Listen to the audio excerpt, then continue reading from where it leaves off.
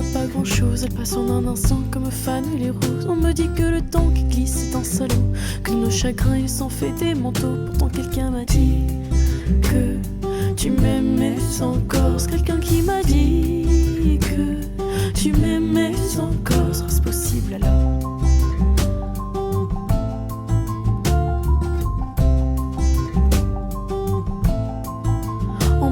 Le destin se moque bien de nous, qui nous ne donne rien et qui nous promet tout. Paraît que le bonheur est à portée de main, alors on tend la main et on se retrouve fou. Pourtant quelqu'un m'a dit que tu m'aimais encore. C'est quelqu'un qui m'a dit que tu m'aimais encore. Serait-ce possible alors? Good morning, everybody. Dr. Vasquez here, coming to you live. Right now I'm going to talk about the microbiome and dysbiosis. So, everybody who's ever followed my work would know that I've talked about dysbiosis now for about 20-something years. In fact, I wrote a major review article on this topic back in 2004, 2005, and I published it in a chiropractic journal called Nutritional Perspectives. That was actually part of a series of eventually, I think, 11 articles that I wrote for them back when I was a chiropractic cheerleader. And so I have personally dealt with dysbiosis, like personally me, and also personally as a doctor working with patients, of course. And so I have a lot of experience on the topic. Because of having a lot of experience and because of the way my brain works to manage that experience, I have a certain system that I've described in the microbiome class, which you have access to on inflammation. It's inflammation-mastery.com, which is separate from inflammationmastery.com, which was my previous website for the book. Now, the blog, the newsletter, the videos are all hosted on inflammation-mastery.com. So if you're a member of that, then you have access to, I think, about 20 hours of videos specific to microbiome and dysbiosis. So over the past month or so, I've seen two new articles. They're new for me, they're not brand new. One of them was actually published maybe 10 years ago, and the other one that I'm looking at right now was published in 2019. And I finished the microbiome dysbiosis program in 2017. So this article that was on my screen is new to that program. So I'm going to talk about that, and I'm going to include that within the model that I have for dysbiosis. So if you've seen the video program that I have for microbiome and dysbiosis, including the free video, which is the first one in the series that introduces the topic, you've seen my definition of dysbiosis, and you've seen, I believe, in that first video, for sure you've seen my definition, which I'll repeat in just a moment. And you've also seen my 3 ways of managing dysbiosis. You only have 3 options. So, you only have, or we, or somebody on planet Earth, only has 3 ways to manage dysbiosis. If you want to talk about managing dysbiosis-induced disease, you then, of course, have a fourth option. So, if you have seen that first video, you may already know what I'm talking about. And I would argue, reasonably, that you should know what I'm talking about. If you are a clinician, if you're just a person, a free-living person in the world, you can decide what you want to study and what you don't want to study. But if you're a clinician dealing with patients, all of your tricky patients are going to have dysbiosis.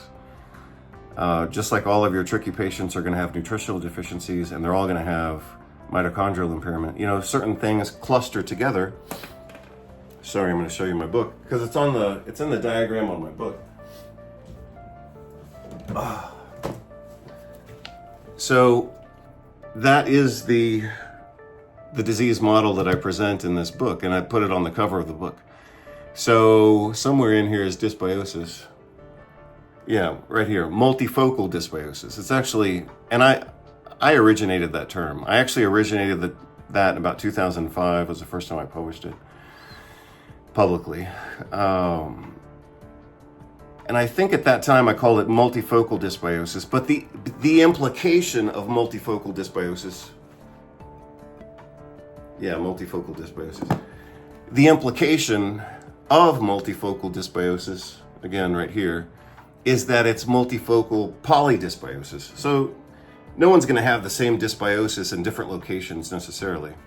Although a person could have a little bit of that. You know, for example, some people have Helicobacter pylori in their guts, in their intestines, but they can also have it in their throat and actually in their inner ear. So sometimes people have ear infections and ear colonization, and it's due to Helicobacter pylori, which is a bacteria that we usually think of as being inside the stomach.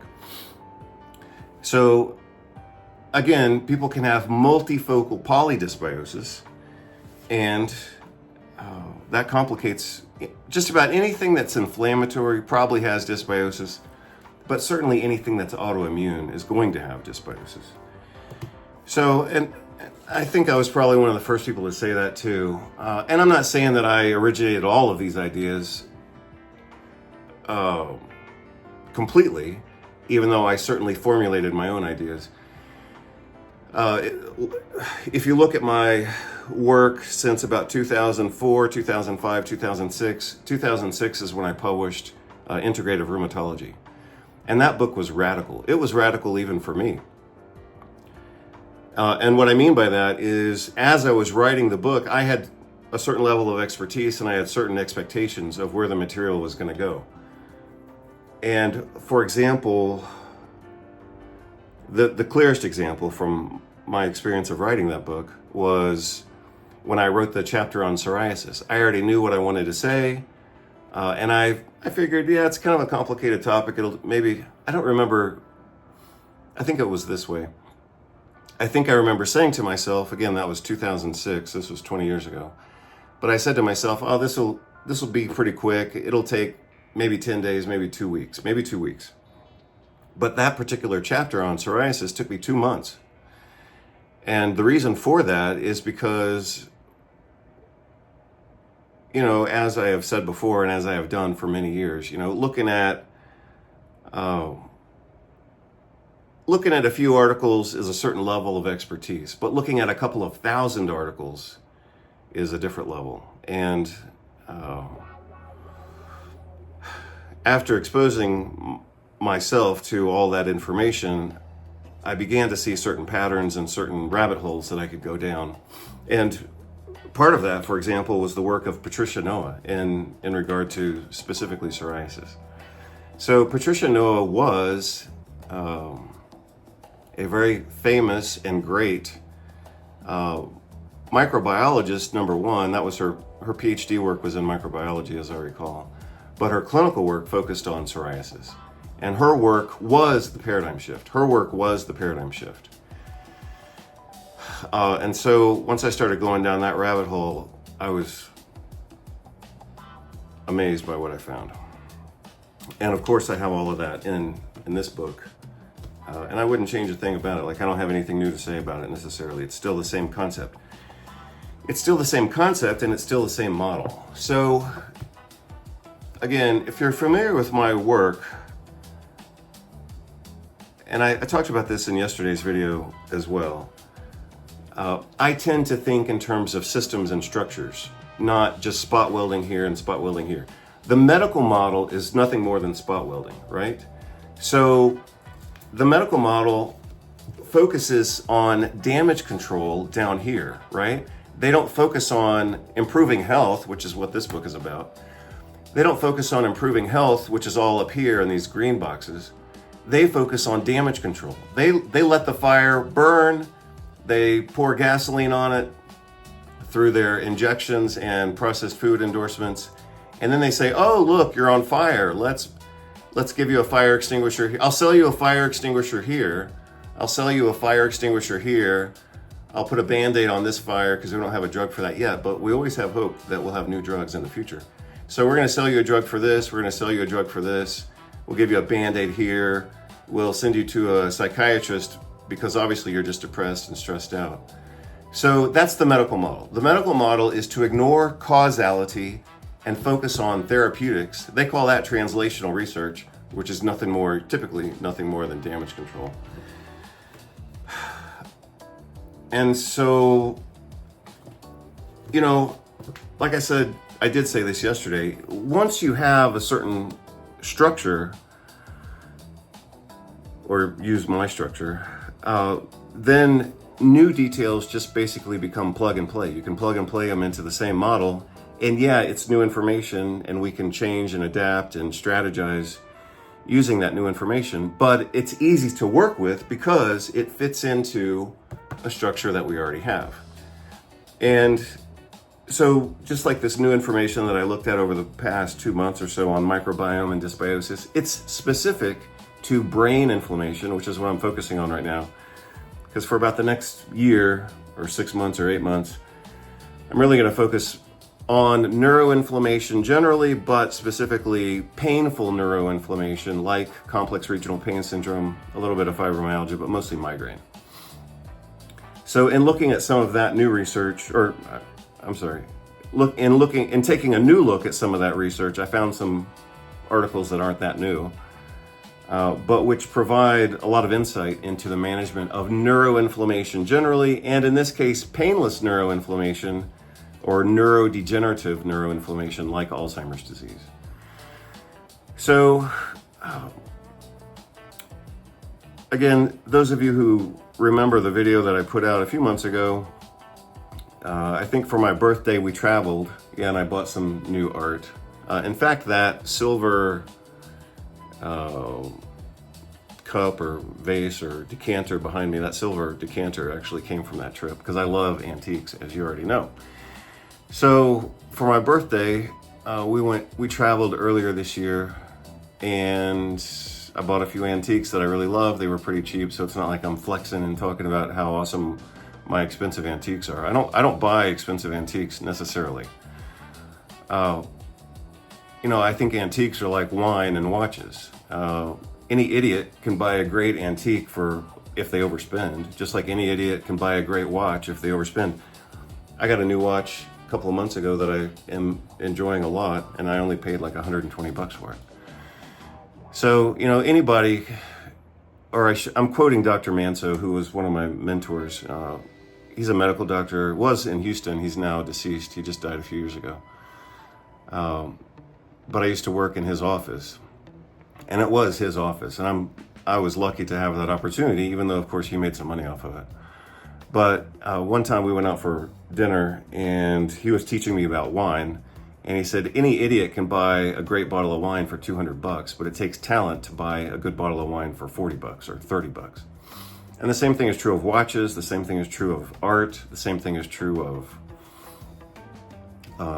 wine, which I already showed. So I don't know how I got on that tangent right now because I haven't had breakfast because it's still the morning, but I did do exercise. So anyway, somehow I got on that tangent of talking about wine and watches and art. And I was talking about, here it is. Now I remember. Even though that was a pretty radical tangent, I suppose. So we traveled earlier this year, and I bought a few antiques. And so that's where I got off on a tangent. But when we were just about to finish that trip, I got sick with bronchitis. And so for that reason, I had to start taking some antibiotics. And one of my favorite antibiotics, which I may actually have here on my desk, because I almost took it again. Yeah. One of my favorite antibiotics is azithromycin. So azithromycin is a very unique antibiotic. And so for those of you who are prescribers, nurse practitioners, PAs, naturopathic doctors, medical doctors, osteopathic doctors, whatever. For those of you who are prescribers and who prescribe antibiotics, which everybody should be prescribing antibiotics if they have prescription rates, azithromycin is a really cool antibiotic because it is a targeted antibiotic. Targeted to location is what I specifically mean. So it has a really great pharmacology profile, generally speaking, in terms of its pharmacokinetics and pharmacodynamics. But two things that make azithromycin special are the fact that it has a really long half-life of days, which makes it great. You can administer it once or 3 times consecutively, and people get coverage for about 10 days or so. So you administer it 3 days, but the treatment lasts for a week and a half or 2 weeks or whatever, depending on your dose. So that makes it a really great practical antibiotic. It's effective across a broad range of common microbes. And, the targeted part. So azithromycin gets absorbed, of course, like it has to in order to work, but it gets selectively taken up by immune cells, and those immune cells then travel to wherever the infection or inflammation is, and they deliver the antibiotic at the area of activity. So I'm sure it's distributed throughout your body, but it's concentrated in areas of immune activity, which is perfect. That's exactly what you would want if you're fighting an infection, or if your patient is fighting an infection. So it's reasonably safe. I'll talk about that more in just a moment. Azithromycin is reasonably safe, a good long half-life of days, and goes to the location of the activity. So that's pretty awesome. The risk with azithromycin is specifically QT prolongation, so it can cause a cardiac arrhythmia in patients who are magnesium deficient. So just make sure you're using magnesium when you take it, or when you use it. The other risk with azithromycin is it is one of the leading causes of toxic epidermal necrolysis, which apparently is different from, but looks very similar to, Stevens-Johnson syndrome. So again, maybe because it's used so commonly now, but azithromycin is one of the leading causes of Stevens-Johnson syndrome, which is commonly deadly, so you don't want that. And the third complication of azithromycin is the same with any drug. I mean, anybody can have an idiosyncratic reaction, and that's just the risk you take with any drug. So that sucks, but it does happen. Like interstitial nephritis, for example. So let's go back and talk about dysbiosis and how to treat microbiome disturbances. In the microbiome program that's on my website, again, it's like 20 hours of video, I talked specifically about 3 strategies. And if you have seen those videos, then you should know what the 3 strategies are. That's specific for talking about dysbiosis. If you want to then talk about managing dysbiosis-induced disease, you would add a 4th category.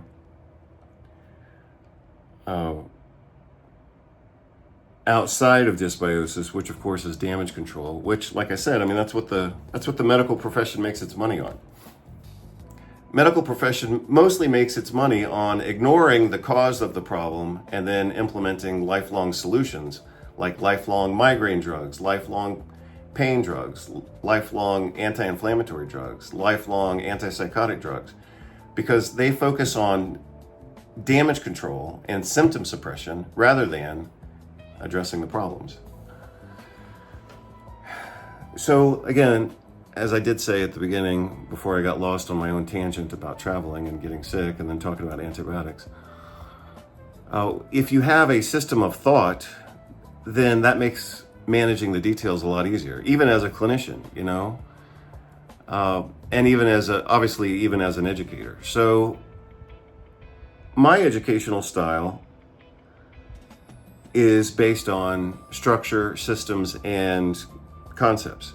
And because of that, I can hit a topic once, for example, and leave it alone for a long time because I've already done it. Like, I already have enveloped that topic within a structure that works. In contrast to what I see, for example, like on social media with the influencer crowd, they talk about this research and they talk about this, and they talk about, it's basically spot welding because they don't have a structure. I'm going to clean the lens just a little bit. Give me a second here. I don't know if that was necessary, but I don't want it to be fuzzy. So that's one of the things I noticed. I was looking at one of these influencer channels the other day, and the guy's got a lot of followers and all that. I don't care. But, I mean, I'd like to have more followers, but I'm not playing a popularity contest with anybody. But I noticed that his strategy for having so many followers is to not have a structure. And he just talks about, oh, look at this new research, and oh, I ate sardines, and oh, I went for a walk after I ate and it lowered my glucose level. I mean, I could care less about that kind of trivial bullshit, because I've already talked about it. You know, I wrote a massive fatty acid review. Again, I published it in that chiropractic magazine, that chiropractic nutrition journal, Nutritional Perspectives. I've published that in 2004 and then part 2 in 2005. So like, I've already talked about fatty acids. I've done videos on fatty acids. You can see them on my website. So it's like, for me, fatty acids isn't a new topic, and I'm not going to jump up and down like an idiot just because somebody publishes a study on fatty acids showing that they have anti-inflammatory benefits. Yeah, I already know that. And so, going back again to the 2 articles that I saw recently on dysbiosis, these are very important articles, but they fit within the model that I've already talked about for years. The first article, let's see, chronologically, the first of the 2 articles was published in the New England Journal of Medicine, which is certainly not my favorite journal, but they published some good stuff. And they used azithromycin in this study to treat or prevent a neuroinflammatory disease. And I don't recall right now I don't recall the date on that publication. I'll show it to you when I edit the video. But then a couple years later, another article came out in a different journal, also connecting antibiotic treatment with the prevention of Alzheimer's disease. Well, they did it kind of indirectly. The implication is that one would probably use antibiotics, but certainly an anti-dysbiotic program, like I've already structured.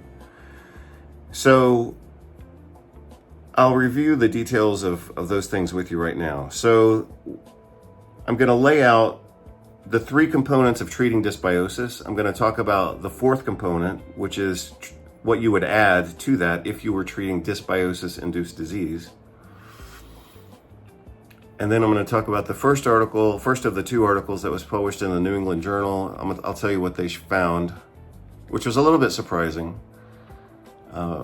Even though they did use azithromycin, which I think was great, and they did find benefit of it against Alzheimer's disease, but they used the right treatment for the right result, but it was acquired through a different mechanism than what we would have initially expected.